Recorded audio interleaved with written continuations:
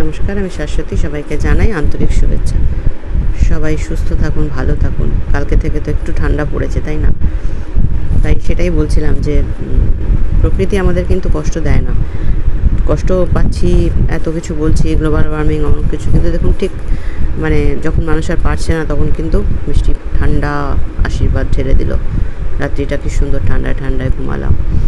তো সেটাই হচ্ছে কথা, যে প্রকৃতি বা পশু পাখি কেউ কিছু অন্যরকম হয়ে যায়নি, অন্যরকম করেও না। যা করি আমরাই করি, যত ইম্পিউরিটি আমাদের মধ্যেই। আমরা বলি মানে ভগবান, পুজো, কত কিছু করছি, কিন্তু মনটাই যে মন্দির, মনটাকেই যে সুন্দর মানে পিওর রাখতে হবে, সেখানে যে ইম্পিউরিটি রাখা চলবে না, সেটাই তো আমরা বুঝি না। মনের মন্দিরটাকে তো কখনো ভালো করে সাজাই না, অথচ ভগবানের পুজো বাইরে থেকে অনেক করি। ভগবানকে এটা চাই, ওটা চাই, সেটা চাই, কত কিছু বলি, না দিলে আবার তাকে দোষও দিই যে ভগবান কিছু দেখে না, এত চাইলাম দিল না। কিন্তু অ্যাকচুয়ালি যে ভগবান যেখানে থাকেন মনের মন্দিরে, ভগবান মানে হচ্ছে পিউরিটি। যা কিছু ভালো, যা কিছু আনন্দের, যা কিছু খুশির, যা কিছু সৎ, যা কিছু পবিত্র, তাই ভগবান। আর সেটাই আমাদের মনের মন্দিরে তাকে বসানো, কিন্তু সেই চেষ্টাটা আমরা করি না। আমরা প্রতি মুহূর্তে কিন্তু আমাদের মনটাকে ইম্পিউরিটিতে ভরিয়ে চলেছি। আমরা বুঝতে পারি না, আমরা ভাবি যে আমরা তো ভালো, আমরা তো কারো কোনো খারাপ করছি না, তাহলে আমার কোথায় ইম্পিউরিটি? কিন্তু অনেকগুলো ইম্পিউরিটি আমাদের সাথে কাজ করে। যেমন 5খানা ইম্পিউরিটি যেটা বলছি, একটা হচ্ছে অ্যাটাচমেন্ট, একটা হচ্ছে অ্যাভারশন, একটা প্রাইড, একটা ইগনোরেন্স, আর একটা জেলাসি।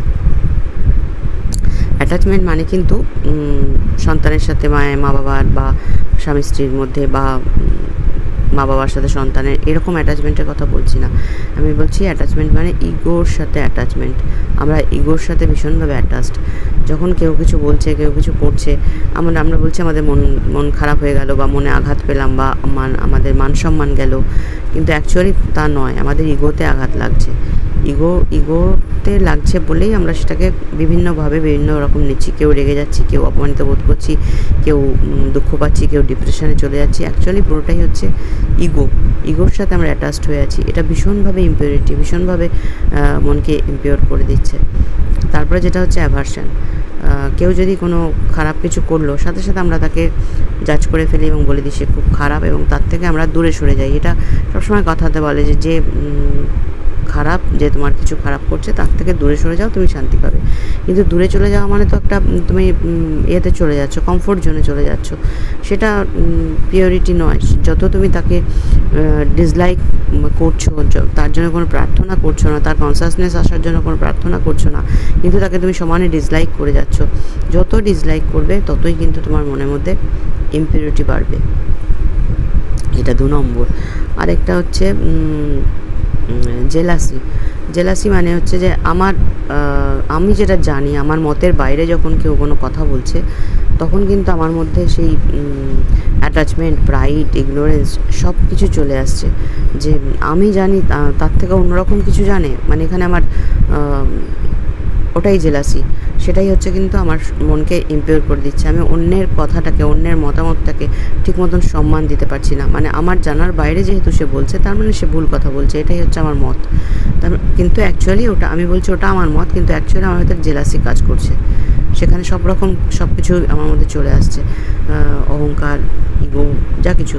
তো সেটা কিন্তু আমাদের মনকে ইম্পিওর করছে। আরেকটা সেটা হচ্ছে ইগনোরেন্স। কাউকে কেউ যদি ভালো কাজ করে, আমরা কিন্তু যে খারাপ যখন কাজ করছে, আমরা সঙ্গে সঙ্গে তার নিন্দা করছি, সঙ্গে সঙ্গে তাকে খারাপ বলছি। কিন্তু যখন কেউ ভালো কাজ করছে, তাকে কিন্তু আমরা কখনো প্রশংসা করতে পারছি না, তাকে কখনো বাহবা দিচ্ছি না যে হ্যাঁ তুমি খুব ভালো করেছো।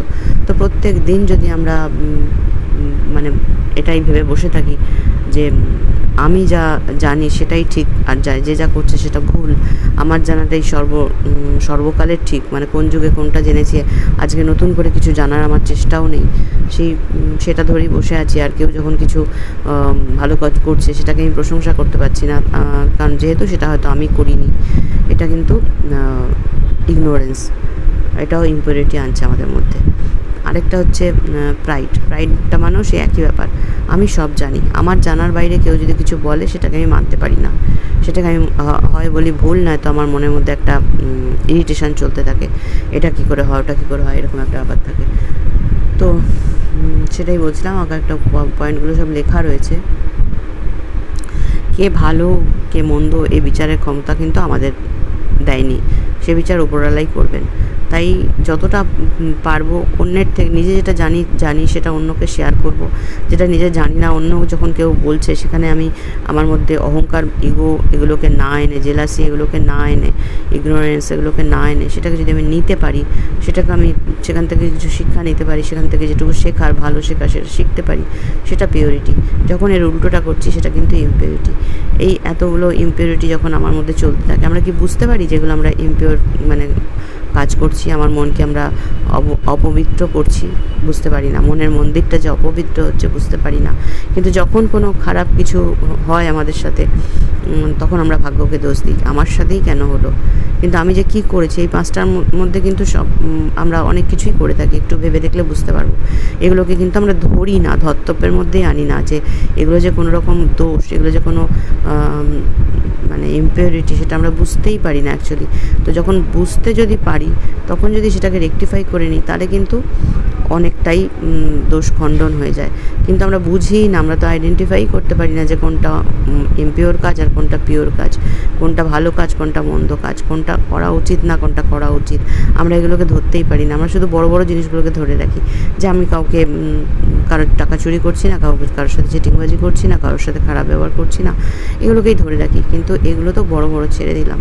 এগুলো বাদে যেগুলো রয়েছে, এইসব ছোট ছোট জিনিসগুলো, এগুলোকে যেদিন আমরা একটু একটু করে প্র্যাকটিস করতে শুরু করব, যখন বুঝে যাব যে না না এটা তো আমি ঠিক করছি না, এখন তো বুঝছি না যে কোনটা ঠিক কোনটা বেঠিক, তো যখন বুঝতে শুরু করব তখন কিন্তু আস্তে আস্তে প্র্যাকটিসও হয়ে যাবে।